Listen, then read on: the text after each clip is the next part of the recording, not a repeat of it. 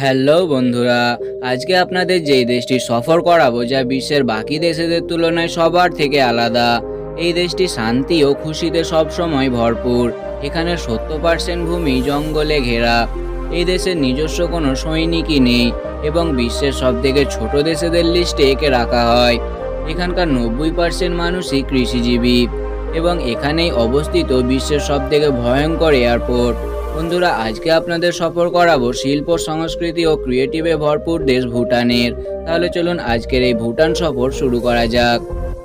ভুটান দেশটি আয়তনে ছোট হলেও এখানে কোনো কিছুরই অভাব নেই। এখানের মানুষেরা শান্তি ও আনন্দে তাদের জীবনযাপন করে। ভুটানের প্রাকৃতিক সৌন্দর্যে আপনার মন উতলা হয়ে উঠবে। ভুটান বিশ্বের একমাত্র দেশ যে কিনা 1 ঘন্টায় 50,000 গাছ লাগিয়ে গিনিস বুকে নিজেদের নাম তুলেছিল। এই দেশটির আয়তন মাত্র 46,500 বর্গ কিমি এবং এখানকার জনসংখ্যা মাত্র 8 লক্ষ। ভুটানের রাজধানী হলো থিম্পু, যা ভুটানের রাজধানী হওয়ার সাথে সাথে এটি এদেশের বৃহত্তম শহর। ভুটান বিশ্বের একমাত্র দেশ যাদের নিজস্ব কোনো সৈনিকই নেই। আসলে ভুটানের সুরক্ষা ও ভরণ পোষণের দায়িত্ব নিয়েছে তার চিরমিত্র দেশ ভারত। তাছাড়া ভুটান দেশটি ছোট হলেও এর উপর কেউ আক্রমণও করে না, কারণ এখানের বেশিরভাগ অংশই পর্বত ও জঙ্গলে ঘেরা। এদেশের মানুষেরা খুবই প্রকৃতিপ্রেমিক হয়ে থাকে। এখানে কারো জন্মদিন বা উৎসবে মানুষ গাছ লাগানো ও সাংস্কৃতিক নৃত্যের মাধ্যমে আনন্দ উপভোগ করে। ভুটানের 76% মানুষই বৌদ্ধ ধর্ম অবলম্বী এবং বাকি 24%-এর মধ্যে রয়েছে হিন্দু, মুসলমান ও অন্যান্য উপজাতিরা। এখানকার নাগরিকরা বৌদ্ধ ধর্মের প্রতিষ্ঠাতা গৌতম বুদ্ধকে এবং তার বলা উপদেশ অনুযায়ী তাদের জীবনযাপন করে। ভুটানে কোনো প্রধানমন্ত্রী ও মুখ্যমন্ত্রীও নেই। প্রাচীন যুগের মতো রাজা দ্বারা এই দেশটি পরিচালিত হয়। তারা তাদের রাজাকে মন থেকে ভক্তি ও শ্রদ্ধা করে। বর্তমানে ভুটানের রাজা হলেন জিগমে খেসর নামগিয়েল ওয়াংচুং। ভুটানের নাগরিকেরা তাদের রাজার প্রথম রাজপুত্রের জন্মের দিনটা একটু ভিন্নভাবেই অনুষ্ঠিত করেছিল। সেই দিন গোটা দেশে পুরো 1,08,000 গাছ লাগানো হয়েছিল। ভুটানে অত্যাধিক গাছ থাকার কারণে এই দেশটি সবথেকে কার্বন ডাই অক্সাইড মুক্ত দেশ।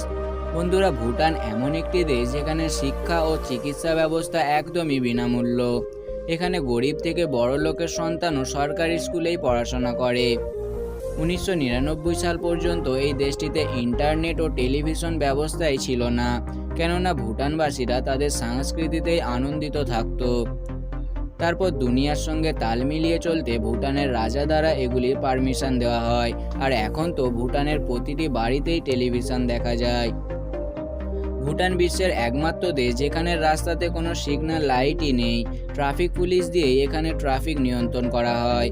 আর যেই দেশের মানুষেরা নিজে থেকেই এতটা সচেতন, তাদের আবার সিগন্যাল লাইটের কি প্রয়োজন?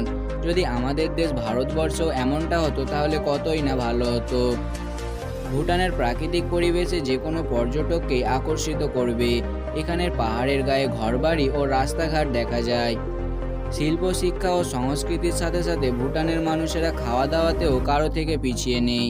এখানে নতুন নতুন ডিশের খাবারগুলি খুবই লোভনীয় হয়। ভুটানের কিছু ফেমাস খাবারগুলি হলো ইমাদাসি, যা ভুটানের জাতীয় খাবার হওয়ার সাথে সাথে এটি এখানকার সবথেকে জনপ্রিয় ও লোভনীয় খাবার। এছাড়াও এখানের অন্যতম খাবারগুলি হলো রেড রাইস, জাসামারো, পাকসাপা এবং সাকাওপা। আসুন বন্ধুরা, এবার যাওয়া যাক ভুটানের কিছু ফেমাস ট্যুরিস্ট প্লেসের দিকে। এই লিস্টের প্রথমেই নাম আসে থিম্পু শহর। এটি ভুটানের রাজধানী হওয়ার সাথে সাথে এদেশের সবথেকে বড় শহর ও ট্যুরিস্টদের ক্ষেত্রে এটি খুবই জনপ্রিয় একটি জায়গা। এছাড়াও এদেশের অন্যতম কিছু ভ্রমণ স্থান হলো পারো, পুনাখা, হা, পারো কাৎসাং, যা বিশ্বের বিভিন্ন দেশের ট্যুরিস্টদের আকর্ষিত করে। তো বন্ধুরা, আজকের এই ভুটান সফরটি আপনার কেমন লাগলো কমেন্টে অবশ্যই জানান। দেখা হচ্ছে অন্য কোনো দেশের সফরে।